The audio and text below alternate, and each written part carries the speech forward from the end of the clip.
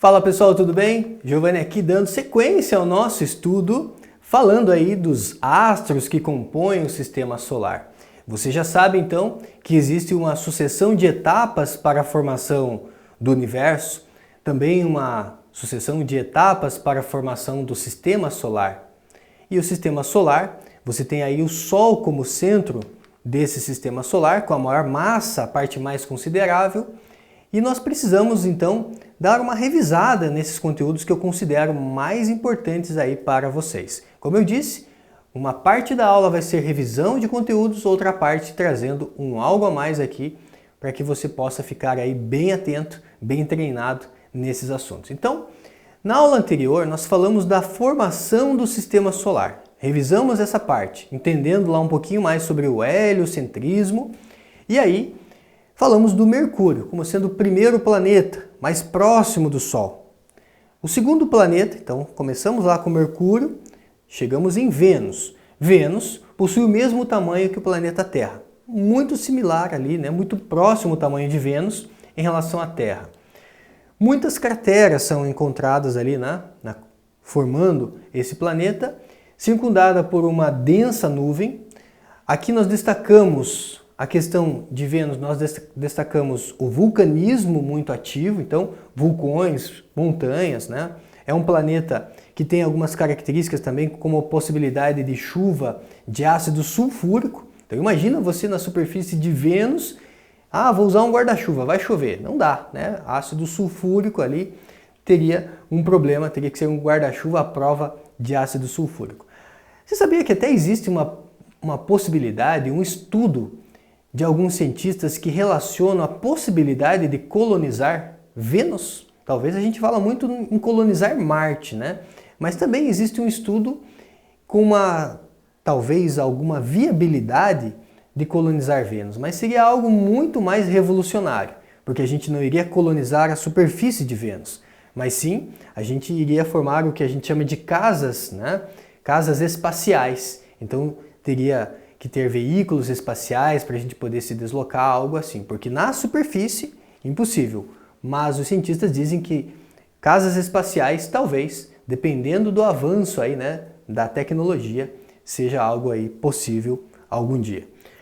Terceiro planeta, chega ele, né? Planeta Terra, que está na zona habitável. Importante que você saiba que o planeta Terra é o único planeta que está no que a gente chama de zona habitável do sistema solar. Quando a gente fala em colonizar Vênus, quando a gente fala em colonizar Marte, né? A questão da terraformação é algo assim, né, que a gente sonha, que a gente planeja, que a gente pensa em fazer. Muitas missões tiveram sucesso, mas muitas missões também não foram assim tão bem sucedidas. Foram veículos espaciais que explodiram, que ao sair da atmosfera não voltaram, ou explodiram também, ou acabou a bateria. Então muitas missões aí fracassaram também. A gente compartilha aqui algumas missões de sucesso, como é o caso da Apollo 11, mas nem sempre foi sucesso, né? Nem sempre é sucesso. Às vezes acontece aqui algumas catástrofes, né? Alguns acidentes aí bem graves. A Terra é até o momento o único planeta conhecido então do Sistema Solar que reúne condições necessárias para o desenvolvimento da vida. O que eu considero importante em relação a essas condições? A questão de ter um efeito estufa é importante. O efeito estufa ele mantém a temperatura da Terra com uma amplitude térmica mais baixa em relação a outros corpos celestes, então a temperatura aqui da Terra durante o dia e durante a noite ela não oscila muito por conta do efeito estufa. Temos também a questão da camada de ozônio, que acaba filtrando os raios mais nocivos do Sol, isso também é um fator importante. E é lógico, gente, a possibilidade da gente ter um planeta que tem uma abundância de água.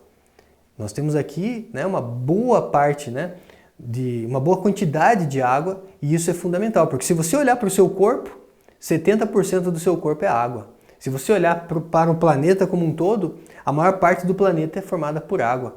Então, veja que quando a gente analisa um ser vivo, seja um ser vivo unicelular, a água é a substância mais abundante.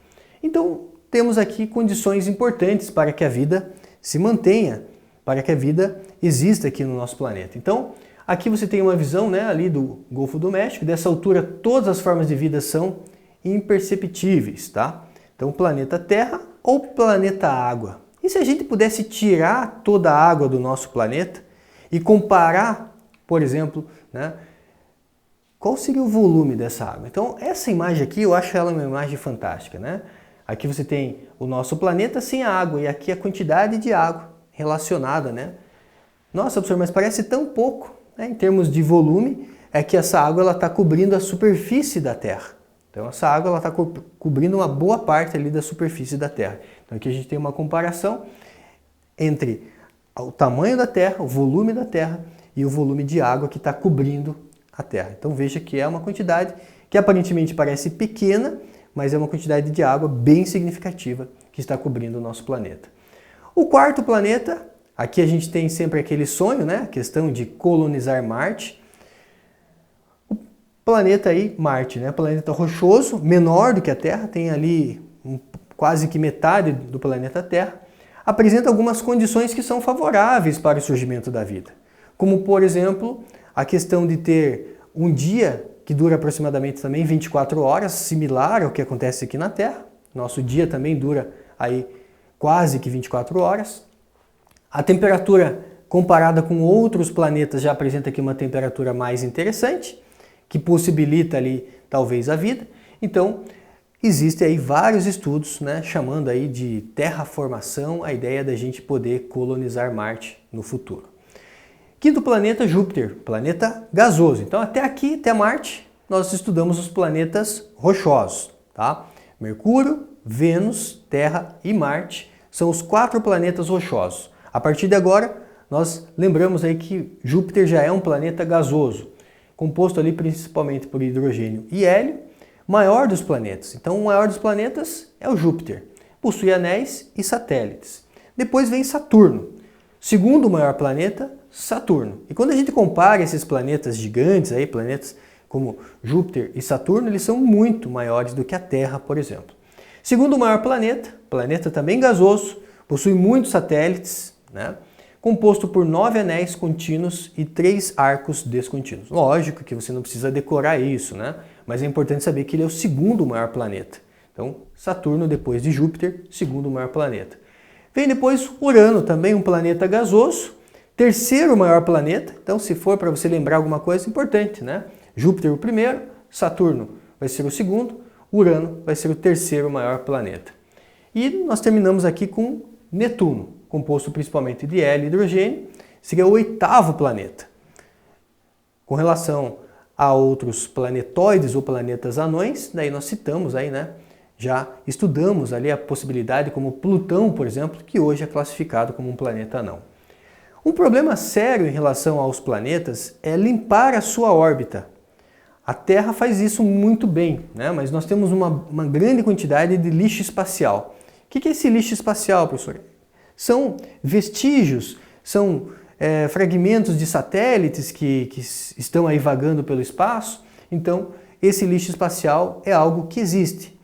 E um dos problemas relacionados a Plutão, por exemplo, é que Plutão ele não limpou muito bem a sua órbita. Então, tem muito lixo espacial relacionado ali a Plutão. E aqui nós vemos, então, o planeta Terra como uma representação de lixo espacial. Muitas vezes são lixos espaciais ali artificiais, né? Algo que foi lançado pelo ser humano, como, por exemplo, restos de satélites que ficam vagando aí pelo espaço. Então, aqui, mostrando o lixão, né? Uma imagem simula o tráfego de satélites que estão em órbita. Você tem uma poluição cósmica. Veja que aqui do planeta Terra a gente fala muito, né, de poluição atmosférica, a poluição da água, a poluição do rio. E aí tem também a questão de poluição cósmica. Você já pensou nisso?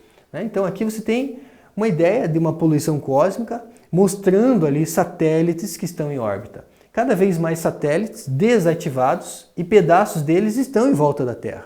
Então quando a gente lança um satélite, muitas vezes a gente não lança pensando, vou trazer de volta. Não, lança, se ele parar de funcionar, ele fica aí. É um lixo cósmico, né?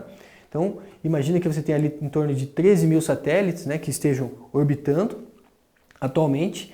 3,5 mil deles, na máxima, né, ainda estão funcionando. Então, desses 13 mil, uma parcela pequena ali, talvez, né, em torno de 3, 4 mil, mais ou menos, ali estão ainda em funcionamento. 22 mil relacionado a detritos maiores do que uma bola de tênis. Então, professor, que tamanho que ele tem? Então aqui tem algo curioso, né? Algo um pouco maior do que uma bola de tênis, em torno de 22 mil desse lixo cósmico. 2 mil pedaços, né? Mais foram acrescentados em órbitas do planeta, com, né, aí, o envio de materiais, tá? Para fazer esse estudo, sensores e tudo mais.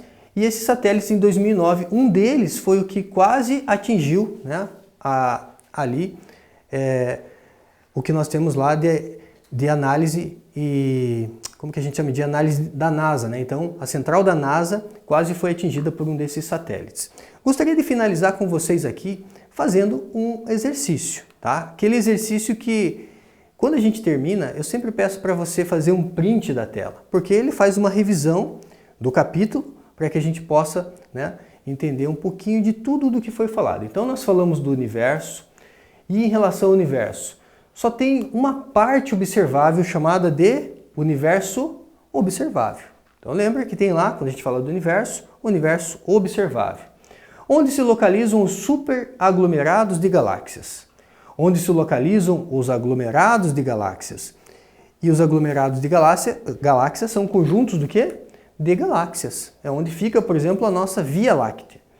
E aí aqui está a Via Láctea, onde se localiza, quem se localiza na Via Láctea? Você tem o sistema solar, como o Sol no centro do universo.